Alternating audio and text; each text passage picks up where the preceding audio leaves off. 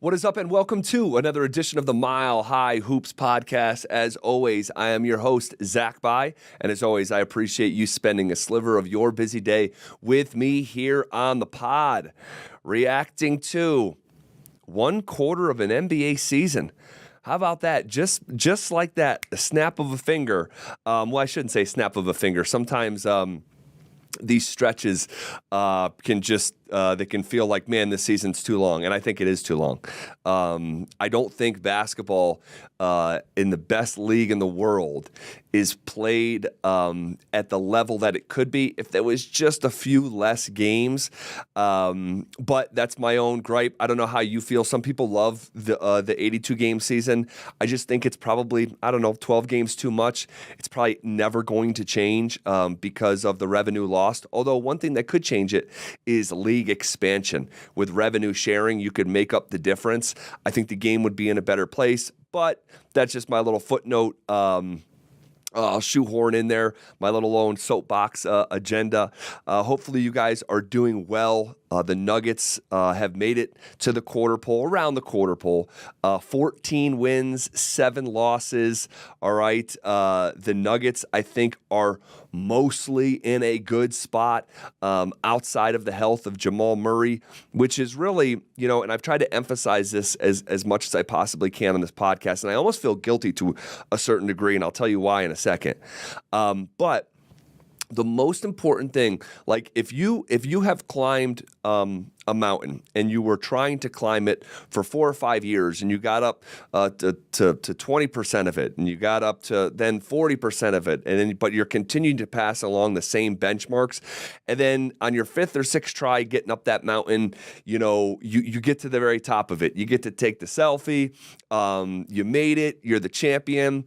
Your next time up, like, everything should look familiar to you because you've already been climbing that mountain and without getting to the top for years, but now you're at the top. But everything like, yep, that's that check mark, that's that check mark. And it feels like that's kind of where we're at with the Nuggets in terms of the regular season in the first quarter of it. I think it's just about getting through it competently, all right, because you just can't mail it in, right? You have to be the best version of yourself on certain nights. But most importantly, and trumping everything else by a wide margin for me. And there's other important stuff to accomplish during, the NBA season. I'm not saying there's not. And for the Nuggets, it's, a backup center, the bench, developing the bench, and all this stuff. But for me, the most important thing by a wide margin is just the health of the team, right? It's all about getting to the postseason healthy. And unfortunately, the Nuggets have had another setback with Jamal Murray in that regard. Do I think it's a huge setback? I really don't.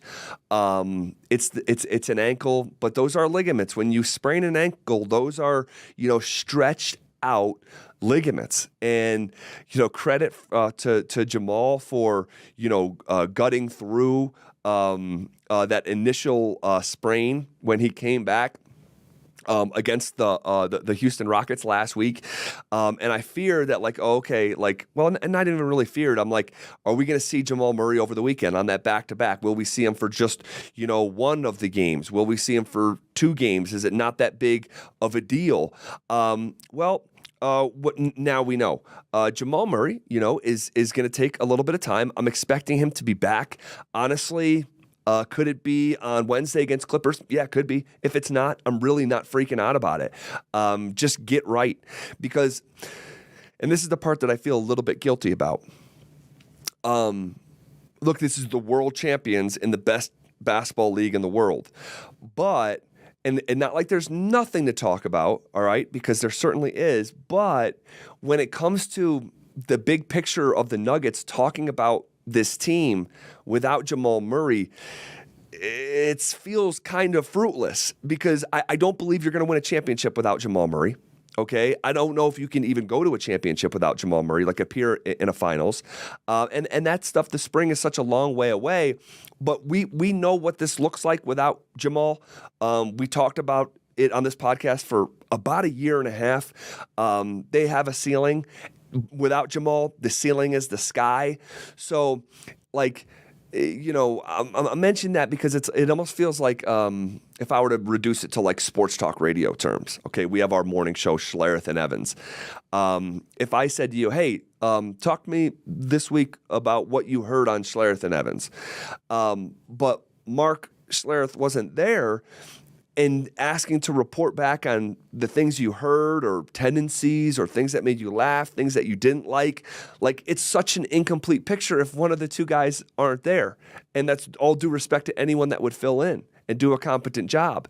That's what I think the Nuggets are doing. They're doing a competent job without Jamal Murray. But at the same time, we know this team, after reaching the mountaintop, it's about all big picture stuff. All right. So like when I say I'm not worried about Jamal if he comes back or not, I'm just really not. I think everything happening with the Denver Nuggets right now should begin with the end in mind. All right. And I think this team is fine. I think this team is in a good spot. All right, this team has won enough games. They're winning, 2 out of every 3 games. They're phenomenal at home, yet to get beat on their home floor.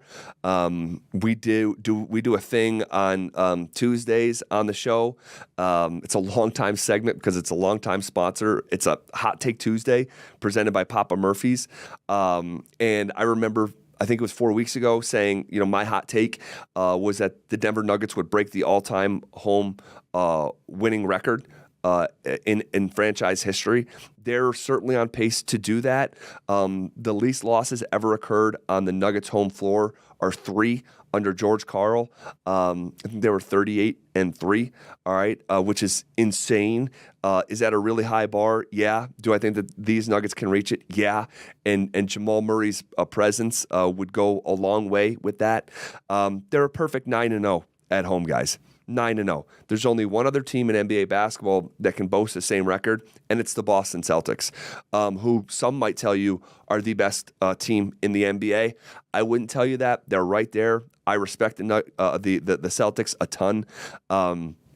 At 15-5, undefeated at home, winning record away from Boston. That's the one thing that's just missing that separates the Nuggets from the Celtics right now. If you're even entertaining this conversation, who's the best team in the NBA? Who really cares on December 5th? Again, when the big picture stuff is the goal. Maybe that's the goal for the Celtics right now. Like, be the best team in the NBA on December 5th. It's not for Denver. But yeah, it's kind of interesting. So right now, the Nuggets are in the 3 seed in the Western Conference, 14 wins, 7 losses. All right, so just 2 games back. But the number 1 seed, the Minnesota Timberwolves, the game of basketball is changing rapidly. NBA basketball is changing rapidly, and I think that nothing better exemplifies that with who's at the top of each respective standings in the East and West a full quarter into the season. It's the Minnesota Timberwolves with the 1 seed, and it's the Oklahoma City Thunder with the 2 seed. You look at the Eastern Conference. We know the Celtics are in the number 1 seed, but who could have seen the Orlando Magic having the same record right now as the Milwaukee Bucks at 14-6 and holding on to the 2 seed?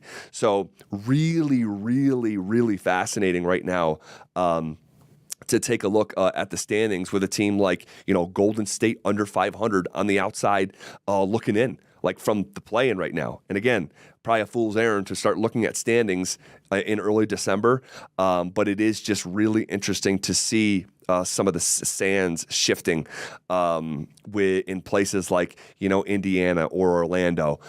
So really interesting. Couple notes here I want to get to, and I want to talk about Jokic, all right? Nikola Jokic, you may have heard, leading the entire NBA in points, rebounds, and assists. No one's ever led the entire league in all 3 categories this late into a season, late in air quotes, but that's a really hard feat. It has no precedent. How many times have we talked about Jokic's accomplishments that don't have precedent? It's phenomenal. It's insane. I've been saying for like 3 seasons now, I'm running on to adjectives. I have none left. We've done full Nikola Jokic appreciation, like segments, shows, all that, and it doesn't get old because this guy is just absolutely freaking masterful, absolutely masterful. And on Monday, I think it was Monday, Monday, as we're recording this on Tuesday, Nikola Jokic was named a Western Conference Player of the Month. averaging 29 points, 13 rebounds, and 9 assists over the course of an entire month.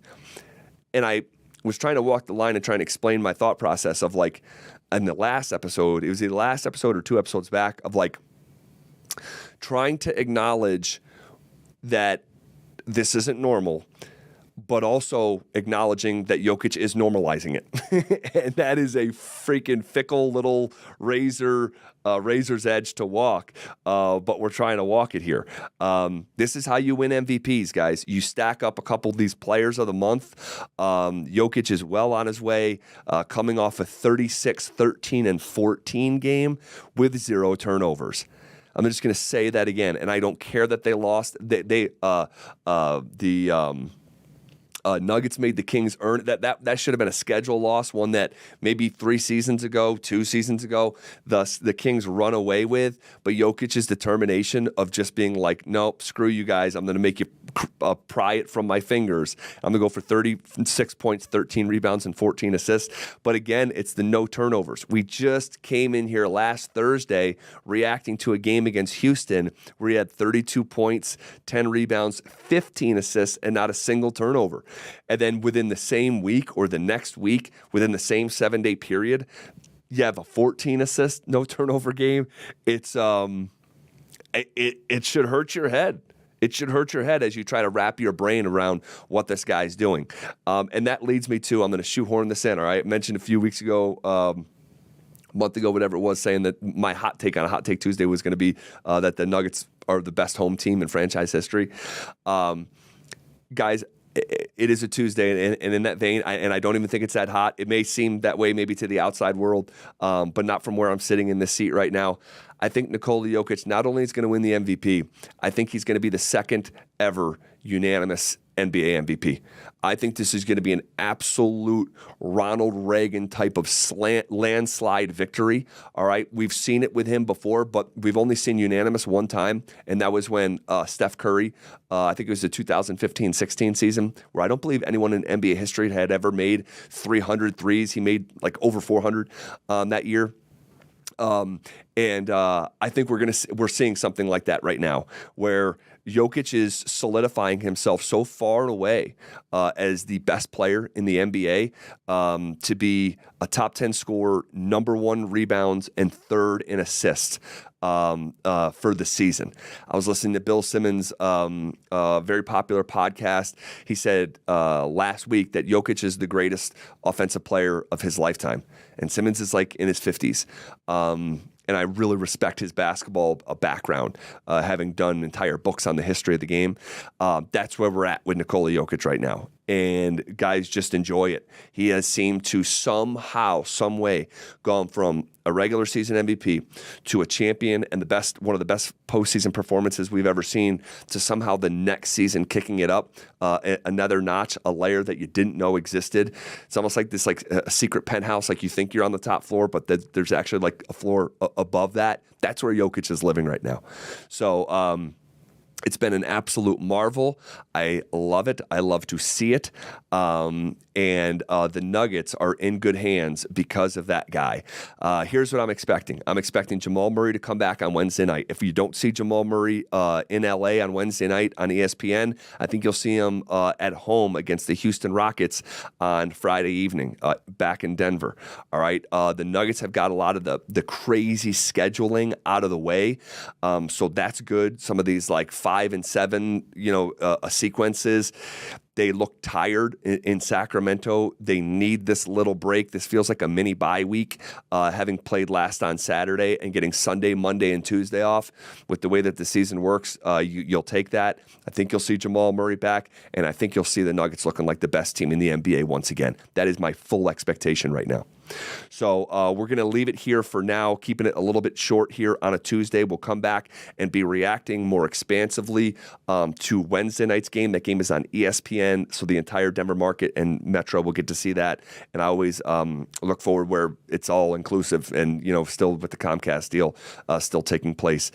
So we'll come in here on Thursday and react to Wednesday night's game on ESPN. I hope you guys are doing fantastic. Enjoy the in-season tournament. I think the league has knocked this thing out of the park. It's gotten a lot of hate, but I think it's been good. The ratings are better. The guys are playing harder. They clearly care. You're seeing, like last week, I think it was at the Celtics, watching the end of like the Nets game in the locker room, like it's week 17 in the NFL.